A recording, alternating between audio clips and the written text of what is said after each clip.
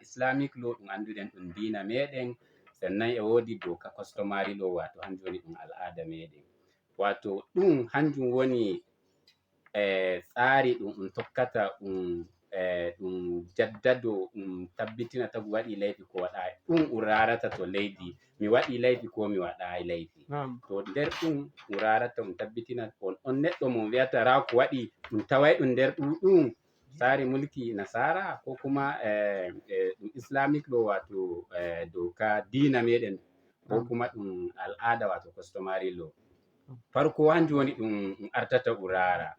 To bo nonno Ibrahim gabatinowo wi gaskiya to en dari en gi'ai wato e wodi laifukaji mauɗi ɗum wiyata capital offenses.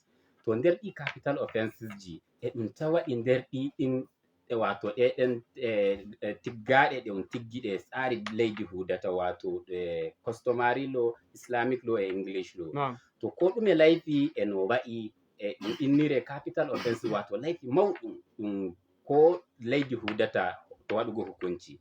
Arande ni to en dari ɗum capital offenses ɗum zayyanake en laifukaji tedduɗi wato mauɗi ɗi wato bolu ay getiɗi dow to tagu nangama e wodi sharuɗaji cambiɗɗi ɗi rarata kamin hokka tagu ko beli ko waɗana tagu hukunci. Arande ni to tagu nangama e ɗi laifukaji bono no anduɗen ni e ɗum tawa ɗum be war hore. Ɗum tawi war hore wato sare mulki ɗum jihar Plateau ɗum bolwi dow war hore. Ɗum waɗani en bayani koye woni war hore sannan e iri ɗume hukunci waɗanta tagu to ɗum tawi ɗum waɗi war hore. Ɗiɗaɓum majum en wawa on tawa e tagu waɗi kidnapping wato hoccol tagu, hocca tagu suɗamo walau baramo ko kuma jaɓɓita seede on hokkuma. To tsari mulki ɗuɗɗum ɗum penal code law ɗum Plateau state ɗum bolwi dow iri hukunci tagu to nangama e ɗuɗɗum hanjum ma ɗum yanoy fu nder capital offenses ji. Sannan en ngara daren tawi banditry ko kuma ɗuɗɗum terrorism ɗum wiyata wato hanjum ma ɗum yanoy nder capital offenses ji. Ɗi capital offenses ji e ɗi bolwana tagu dow ko ɗum tawi ɗum to ɗum tawri ɗum laifi dow majum wato ɗum tabbitini cewa to tawrama laifi nder ɗum to e wodi wato hukunci ɗum waɗanta ɗum to ɗum tabbitini laifi ɗum non. To ɗum tabbitinayi ɗum to e wodi ɗate ɗe ɗum tokkata ɗum jaɓa tagu. To jaɓol ngol no andirɗen hanjum woni kowa e wodi tunani muɗum e fahimta muɗum dow matsala dow ko shafi leydi dow dokokiji gi'a tagu jaɓama. To amma ta rari ɗin ɗon dokokiji bolwiɗi dow ɗiɗin bayan ɗiɗin kidnapping en innay kadin e wodi wato guika ma fu e nder capital offenses ji. Bayan guika e wodi armed robbery. Ɗum armed robbery bono fashi kenan. No andirɗen ɗum hanjum ma ɗum yanoy nder ɗiɗin capital offenses ji. To laifukaji ɗi e ɗi ɗon ɗi jerama ɗuɗɗi tagu to yanoy dow ɗum laifi to gaskiya beli muɗum e lattano yimɓe wahala to leydi heɓugo ɗum jaɓugo ɗum wato sai na tabbitinani misali daga farko arande a wari kotu na a tabbitinani kotu sharuɗaji cambiɗɗi. Tarari bono leydi meɗen ɗum leydi jihar Plateau holli ɗuɗɗum laifukaji bono sashi 188 ɗum penal code ɗum Plateau ɗum bolwi dow homicide wato war hore. Sannan sashi 245 wolwi dow kidnapping wato jangugo tagu suɗaɗum. Sannan sashi wato e wi'a laifi goɗɗum rep wato tagu waɗana tagu paɗe mi anda no ɗum wiyete fulfulde ni daga ra mi wondi e pullo. Sannan ra terrorism wato sashi rep ɗin ɗum wolwama to sashi 256 ɗum law doka jihar Plateau. Sannan kadin sashi terrorism hanjum ma ɗum wolwama dow sashi 266. Sannan ɗuɗɗum robbery ɗum mbiɗen ɗum wolwinani hanjum ma ɗum wolwama dow sashi 281. Sannan kadin en ndaray guika wolwama hanum ma dow 271. Sannan ko ponne ɗe anduɗen ɗe nayi e ɗe gaɗe classify e wodi to ɗe nattata to tagu misali hewti an pullo a waranama nayi ɗum wawi resaɗe hanjum nder capital offenses ji wato laifi mauɗi. Mi waranama nayi ko mi waɗani nayi amma gani to ɗum ɗon hanjum ma ɗum yanoy nder laifukaji mauɗi wato tedduɗi ɗi gwamnati rarata wato sharuɗaji mauɗi kamin hokka nangaɗo e aika soɗi leydi beli. Hanjum ɗum mi yiɗi wolugo to dow. Wato banda hanjum kadin en ndaray bono ɗum hukunci war hore. hukunci majum to tagu tabbitinama warama ay to tagu tabbiti tagu wari to hukunci muɗum fon war hoore ɗon ma on ɗon tagu e ɗum saɗi mo okke beeli e doka ɗum jiha.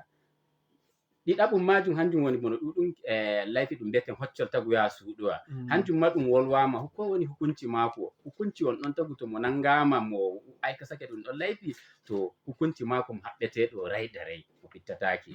sannan kadi e ɗum rara ɗum ɗum anduɗa ɗum mbiɗen paaɗe ko to hanjum ma ɗum wolwama hanko ma nangaɗo e waɗa ɗum ɗon ɗum hannum man haɓɓay ɗum ya rayuwa mum fittataki. sannan noon ɗum ɗuɗum layfi ɗum mbiyeten ɗum ta'addanci ɗuɗum hanjum ma to tagu nangama haɓɓeteɗo faray da ray tum tabbitinani ɗum ɗiɗi layfufukaji. sannan noon robbery wato guyka kaka giiɗa hanka maka kasama ka yanoyi nder ɗiɗi layfufukaji mawɗi wato ɗum haɓɓay tagu shekara 14 zuwa dow.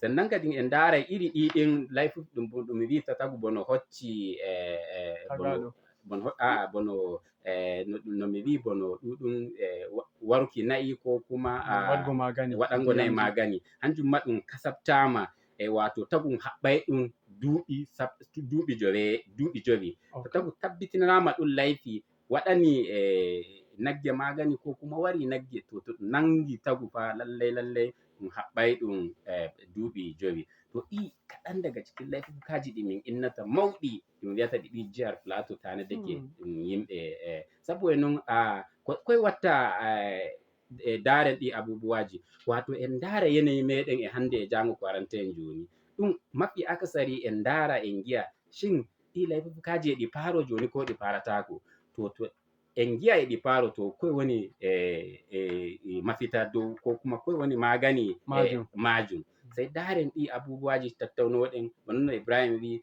e ɗi ɗum tsarake nonno ɗum okkirta tagu wato beeli to ɗum beeli ɗum giiɗa kowa e andi ɗum e ɗum fuɗɗira daga police station e ɗum fuɗɗira daga ɗum sannan ɗum sakitoro kotu to ɗum heɓayi tagu daga police station ɗum waɗa e kotu. Allah yamɗine baresa to mbi'a mi taɓɓakima dama daidai ko mi yiɗino mi ƴamma wonɗon to a waddi dokokiji a bi'i kadi bo goɗɗi ɗum e ɗum heɓa beeli neɗɗo ɗum yofata neɗɗo ma waɗi duuɓi 10 ko duuɓi 5 to wari hoore ɗum haɓɓay ɗum yonki to waɗi nene to amma barisa ko dai banye a yi'ay tagu wari hoore to amma a yi'ay to mo yarama kotu ko prison a yi'ay ɗum okki beeli mako ko bo a neɗɗo waɗi kidnapping ka tabbitini to e ɗum heɓata matsala yo onon lawya en onon giitata ko bolboton ngaɗon noyi sai giya neɗɗo tabbas to anguware kanye ɗum andi mo wari hoore mo waɗi kidnapping mo waɗi kaɓɓiɗen goɗɗe ayle amma giya mo yarama sannan mo wartonowama Allah ɗin bare sai miɗi memanayen ɗon sannan e daidai hala ka jangoyɗa joni no ɗum heɓirta beeli tagaɓi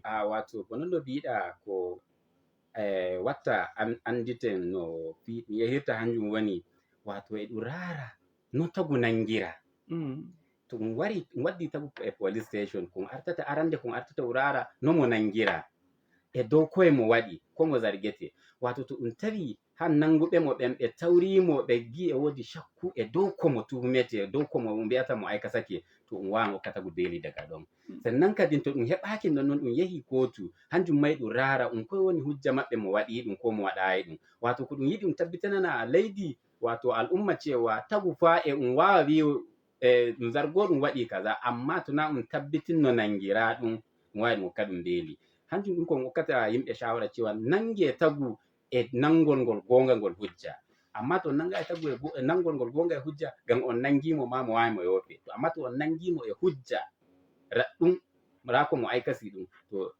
inchallahu beeli mako hanjum woni ɗum heɓatako ma e police station ɗum heɓatako ma e kotu to ɗum woni ko boluɗa dow magana layfi beeli to han beeli ɗum kasabtama wato e ɗum lattake joni hunde nde wahala to heɓugo beeli majum ngam ta rari a yi pullo ay misali enen layfufukaji ɗiɗi ɗum innata e yawanci en danganto e meɗe e maji to en ndaray gi'en shin beeli majum no wayi ko ɗum ardata ɗum rara hanjum woni daga no gaddiray enen ay taadiɓe biyen cewa to tagu nangama waddama way yofay ɗum to wari jaɓugo beeli free ɗum yofata ɗum amma eɓe biya en ka e honduko amma e aikace fa ɗum non wala ɗum lattanake en bono al'ada dalili koye woni joni ta rari direbajo kottuwo pasinja e yaha warta sai mu holluma cewa fa hanko yimɓe ya fasinja kawai mo wacci amma ta mota ya to mo wari mo tawi ta diɓe mo itta goɗɗum mo hokkaɓe ɗum latanake en al'ada amma fa mo wiyan hokkiɓe har e samboɗe ɗum waɗa cewa tagu to hokkaɓe ceede amma en hokkaɓe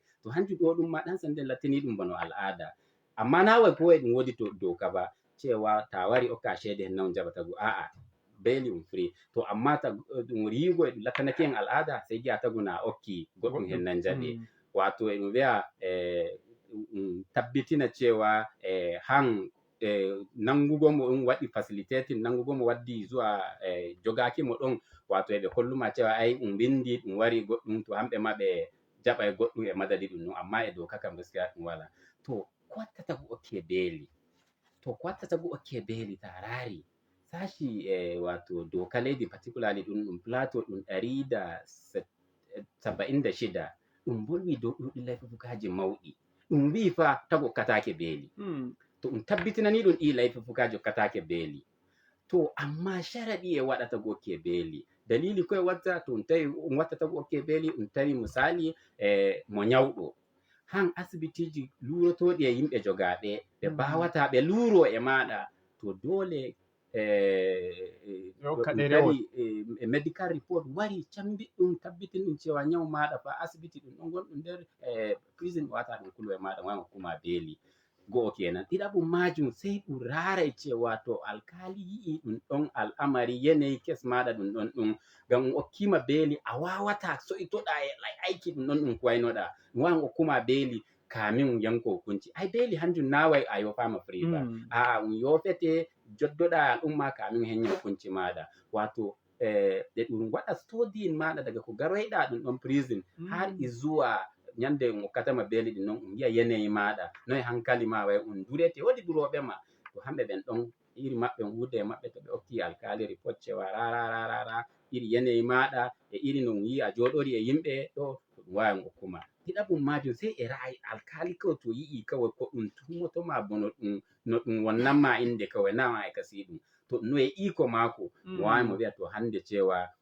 wani okke beeli to amma asali ɗum laifukaji mawɗi ɗiɗi anduɗen ɗi jiya ɗi gaskiya ɗi gala beeli to Allah sudda asiri barista Allah binda baraji barista min ɗan alete jara ndiyam seɗɗan nanoɓe e ndaroɓe kamɓe maɓɓe ɗan nattowa ɓe hokka shawariji maɓɓe ko gudunmawa maɓɓe daidai gurgudo kafin ɗon en ɓeyda yettugo kam yadundu muryar fulani peace initiative network les ardugal kam hajiya sumayya abubakar wonde kamɓe jangi teddorgal ɗum programme sai ɗen mbiyen Allah bindana ɓe baraji so noddayɓe ra noddomo fuɗɗam assalamu aleykum. Assalamu aleykum. Wa aleykum assalam muslim. Allah rena mawɗo. Ka non ka woni muslim. Yo ko torotomi ji Allah enen fulɓe be ɗin kawtigo koye sawra bandiraɓe meɗen fulɓe menoɓe ɗin shiri ji Allah e seddaɓe meɗen ligga diga ji Allah ɗum ɓeyda hawtugo koye ji Allah Allah suddanma en asiri Allah yayanoma en masifaji. Amin amin min jetti sosai. Yawa ummoɗen jam en inna. Salam. Alu jam shawri. Jam kala Allah reni. Aytude Muhammad Sani Zabure. To modibo Sani jaɓɓama e nattowol. Masha Allah mana bo barista barka e wore godin taskaran Allah ta ko alkhairi. Amin amin barista ina. Alhamdulillah gaskiya on gadi bayani nan no kamati alhamdulillah. Na'am. Ini ene fulbe before hankali men gen Allah. Na'am. Ai rari wai gan goddun hebi goddo giya ai na bandire ma daga na hadi ma woni ko bon kawta ko wallahi fullo do ni kasum bandire fullo. Non sosai. Nan da fullo me ma ko ta sai mo ni ko on kawta ko me ba ko anda mata ni halni di mo fullo lalle mun da me ni ma. Na'am. E kamati do hawta koye mutum an dira ka e tawrin kai gan Allah e muñe tukkin doka to hunde faraki en tokku doka e nyama nasara inshallah. Na'am Allah binda bara. Allah ji wallahi ummoto jan Allah sa da kai Allah fa zaburi amin modibo to Allah waɗa yimɓe meɗen e nana kadi bo e janga ko ɗum mbi'ata ranu dow mo yeeso. Assalamu aleykum. Na'am jaɓɓama e nastowol. Nedda e Rabiu Adamu daga Margire leeral kaldo men naste. To modibo Rabiu jaɓɓama ne. Alhamdulillah ni ko barisa e to ko shafi wal enen fulɓe no kasan fiɗe e joni. Na'am. En fulɓe ɗum yahana ɗum yaray no boɗɗum sey ni enen leyɗe joni mi anda ko jen siya jande na o wattanta enen fulɓe en nattike joni leyi fuu jowike ɗo meɗen leyi anduɗi ko ngatayi ɗi anda watta fuɗi jawake ɗo ko laata non Sabo noon emi fooɗa hakkilo meɗen enen fulɓe keccen no gaɗeten joroɗen jam maronoɗen fulako meɗen ɓaawo oppen shugaban ni e meɗen shugabanci ɗum ɓe ardi e muhimmanci sosai na'am gaskiya shugaban meɗen woodi kay muhimmanci ɗo ko wangili e fulako musamman kungiyoji meɗen ni ɗi fulɓe non wangili fulako fu ɓe gaɗa ko hayto dow kam ɓe mbiya ɗum walliti en sosai na'am sabo noon mi hokka en shawori no iri kaka barista yeeti ɗum hoccaka sosai e muhimmanci na'am to goɗɗum no ma heɓima o lanu bono ɗum an ɗum heɓi non o hanƴum woni fulako amma na goɗɗum heɓa mo maɗa ka o doggira wuttude ko doggira haaɓe kawta e maɗa ngara o juuto fulako non ɗum foɗa hakkilo shuwagabanni en meɗen ɓe anda fulako woni fulako kaaɗo bo won kaaɗo to mo ƴiwa mo ɓonoto goore kaaɗo mo toujours fulla bandirawo ma non Allah walla en Allah ɓeydana en nasaraku onon ma Allah waɗa ummoɗon amin Dr. Rabiu min jetti sosai to Allah binda baraji Allah waɗa kap ko ɗum bolbata e ɗum nana daga dow ardiɓe har enen ardaɓe bo kadi gaɗin amfani e majum. Na'am, assalamu alaikum. Assalamu alaikum wa rahmatullah. Wa alaikum assalam wa rahmatullah. Na'am, momi boldata. Wani Jam kalau. Kana magana da Murtala Hayo jiya da Tushen. To Malam Murtala me gudunmuwanka? Allah ya sa ka da alkhairi irin wayar mana da kai da kuke Allah ya saka da alkhairi. Ina ba risa barka da zuwa Allah ya sa ku koma lafiya. Amin ya Allah, to mun gode sosai. To barisa kafin min warto hade maɗa ha mi ɓeyda jangugo tagaɗo go'o. Assalamu alaikum. Assalamu alaikum. Wa alaikum assalam. Alhamdulillah wato Muhammad Sani Zabare wanda kun gudunmawar da ido ka dauki a gurguje. Na'am. Alhamdulillah ga Allah ina tuba. Kun har in gi ne mo dole ne ko mo wala go ga kin Allah sai su duma. Non. In bangin mu amma dai ne dan to in bangin mu da duniya din cewa ko fa na mu meten mu. Barisa mi ɓeyda warɗogo dow maɗa. Barisa koye gonduɗa ko ɓeydanta en wonde yimɓe meɗen handi ɓe taskito ɓe ndaara ɓe ummo gimbo koye ɗum ɗo ɗum taɓɓantoɓe yeeso. Bano no mbiɗa Allah sakano ɓe nodduɓe alheri. Gaskiya ɗi laifukaji ɗi giɗon zayyanake ko kuma bolwi dow maji laifukaji mawɗi. Shawari hanjum woni ɗo e handi joni al'umma meɗen ɓe andiri sentende, al'umma meɗen ɓe andiri gonga, al'umma meɗen ɓe andiri jogago gonga e daraki dow gonga ɓe gartoya dow majum. Wato joni noddon ngol lawtoto en kawtai e lawya en e arɗuɓe e modiɓɓe. Nde hawre nde abu go'o joni dole en kawta e wuri go'o to ɗum joɗoto ɗum hawra fulɓe ɗum waɗa ka bolbankirɗe iri ɗen ayle ɗe booɗa ɗum jooɗo ɗum joddo e maɓɓe waɗa ka luwango ɓe holla ɓe illa iri ɗin laifukaji mawɗi. Tagu to natti jungo fa to wayana hoore mum to wayana goɗɗo to yi'a goɗɗo wanyi jaɓugo ɗum ko kuma ɓe mum ganyi jaɓugo ɗum arta wayana hoore muɗum cewa hanum waɗi hoore muɗum e ɗum ɗon aiki. To amma iri mo waɗayi hokkaɓe shawori dole ɗum na ɗum waɗi munyal ɗum hauti e munyal sosai ngam tagu waroyta si kan nange to nangama wa mbiya hande ko jango to laifukaji ɗin ɗi mawɗi e ɗum saɗi gar tagu nange hande jango ta yi tagu jaɓama e ɗum ɗon to kila on tawi taadiɓe ɓen ɓe jaɓa wato ɓe miko juuɗe e ɗokkore goɗɗi ɓe jaɓa watta ɓe jofe amma ta tawi taadiɗo anduɗo ko watta yofatama. To non lawyajo on ma mo hokkete shawari cewa ɗum ko nattuɗa hunde mawɗe dole na munyitake sabo e no mi nodda al'umma meɗen ɗum fulɓe wato ɗum raara dow no ɗum hawtirta musamman to julilɗe nan arɗuɓe to bawa gaɗa ka noddugo al'umma maɓɓe holla ɓe iri ɗi aibi wato illa laifukaji ɗi mawɗi ɗum aikasoto ɗum holla ɓe illaji maɓɓe ɗum waɗa ka noddugo al'umma ɗum itta juuɗe e dow iri ɗi laifukaji nattuɗo laifukaji ɗum fa to woyanai hoore muɗum. Barista Allah binda baraji daidai ɗo barista emi nodda kan fulɓe meɗen fuu daga dow dente meɗen arduɓe meɗen har ardaɓe lalle ɗum ummo ɗum hauta hore ɗum waɗa ko handi. Sannan barista mi e ɗon gongal dental ngal gonduɗe ngal ɗum mbita operation fulaku lalle bono haala maɗa e haala nodduɗo ɓawo ɗo haala ka non ka woni enen fulɓe to en ummake mbiɗen enen ummoto ndara nyolɓe nder meɗen joddoɗen e maɓɓe hokkenɓe shawarworiji to en pa'ai ɓaawo. To ni hande kullum en mbi'ai mo meɗen laifi waɗi fuu en nodduwai police, en nodduwai soja, en nodduwai moye hukuma har abada wala no watta ɓe mbo'inana en yimɓe meɗen. Enen handi ummoto lallai emi nodda kungiyawol ngolɗon ngol Operation Fulaku fulɓe meɗen okkangol haɗin kai 100% bo kap to ngol wala lallai emi toro kamɓe ardiɓe yaadu ndun ɗon ɗum yara yaadu ndun ɗon ko ɗuma lungo yimɓe meɗen ɗum famtina ɓe dow yaadu ndun ɗon warta kala pullo meɗen to woni fu kap laifi o waɗi ko ne ɗum mauniri ɗum hautamo e yaadu ndun ɗon ɓen ɗon nder kuuɗe maɓɓe mi andi eɓe joddo e sukaɓe fere gaɗɗo ko ɗuma laifi ɗum goɗɗo daga nder ɗon daga nyalde nden inchallahu